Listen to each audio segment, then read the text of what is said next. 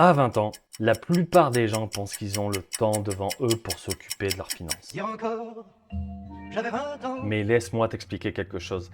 Les décisions que tu prends aujourd'hui vont avoir un impact énorme sur ton avenir financier. C'est maintenant que tu peux poser les bases pour un futur solide et donner les moyens de réaliser tes objectifs. Dans cette vidéo, je te partage 5 étapes essentielles pour gérer tes finances à 20 ans, éviter les erreurs les plus fréquentes et reste bien jusqu'à la fin parce que je vais te partager une astuce qui va pouvoir te simplifier la vie. I can't wait. Si tu sais pas où tu vas aller, tu risques de te retrouver n'importe où. Avoir des objectifs financiers va te donner une direction et te motiver pour gérer ton argent efficacement. Je te recommande d'avoir 3 objectifs. Un à court terme, parle de 1 à 2 ans. Par exemple, économiser pour un voyage, acheter une voiture, te meubler. Un à moyen terme, on parle d'un 3 à 5 ans, puis ça va juste permettre d'accumuler les fonds pour acheter par exemple ton premier appartement, rembourser tes dettes. Puis évidemment un à plus long terme pour préparer ta retraite par exemple ou investir pour générer des revenus passifs.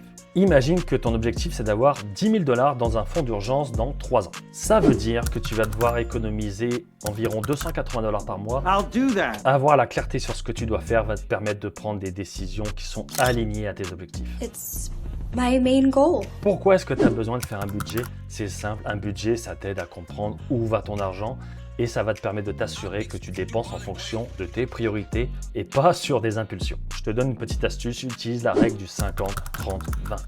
50% pour les besoins essentiels, je pense au logement, au transport, à la nourriture, 30% dans les loisirs, sorties, abonnements Netflix, etc.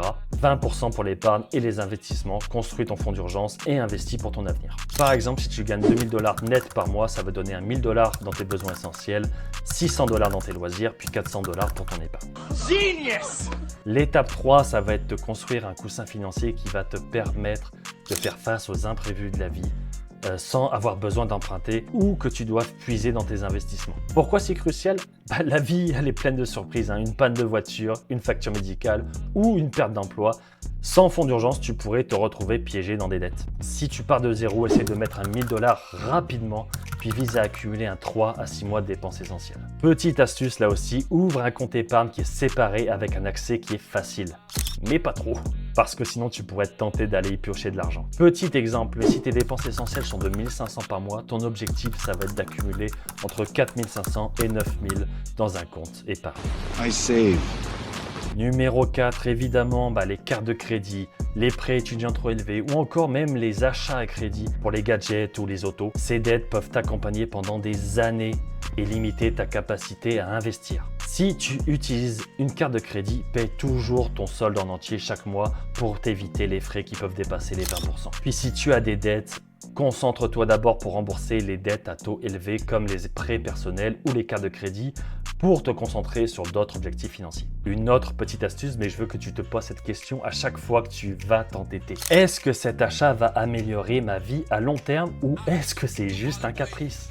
Éviter une dette à 1 000 $ à 20% d'intérêt annuel peut te faire économiser 200 $ par année en frais. Le temps, c'est ton meilleur allié. Plus tu commences tôt, plus tes investissements peuvent croître grâce aux intérêts composés. N'aie surtout pas peur d'ouvrir un CELI ou un REER et d'investir là-dedans. Un exemple concret, si tu investis 245 par mois dès tes 20 ans, avec un rendement moyen de 7,5%, tu pourrais avoir environ 1,9 million à 65 ans.